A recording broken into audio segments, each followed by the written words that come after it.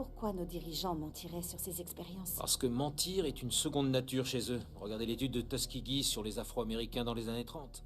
Ou le cas d'Henrietta Lacks. Qu'est-ce qu'ils essaient de faire? Ça, c'est la pièce manquante. Mais la réponse est toute trouvée.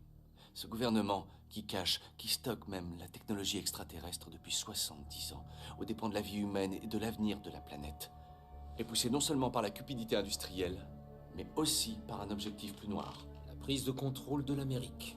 Puis du reste du monde, par tous les moyens nécessaires, aussi violents, aussi cruels ou aussi expéditifs soient-ils, comme de fortes sécheresses, provoquées par des guerres climatiques, menées secrètement à l'aide de polluants aériens et d'ondes électromagnétiques de haute fréquence, ou en générant délibérément des situations qui justifient un état de guerre permanent, afin de détourner l'attention de nos concitoyens, de les indigner et de les assujettir grâce à des outils tels que le Patriot Act et le National Defense Authorization Act, qui limitent les droits constitutionnels au nom de la sécurité nationale.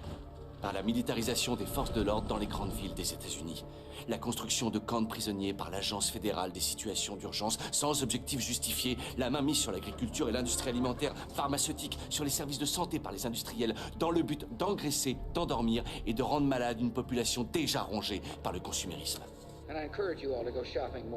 Un gouvernement qui met vos téléphones sur écoute, collecte vos données personnelles et surveille vos allées et venues en toute impunité. Un gouvernement prêt à utiliser ces données contre vous le moment venu.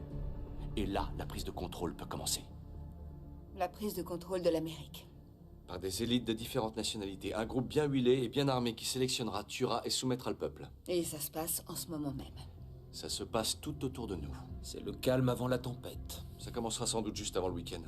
Les banques annonceront une fermeture temporaire de leur système informatique pour raison de sécurité. La monnaie numérique disparaîtra. Ils peuvent nous voler notre argent? S'en suivra une détonation de bombes à impulsion électromagnétique qui coupera les principaux réseaux électriques. On croira à un attentat contre l'Amérique par des terroristes ou la Russie.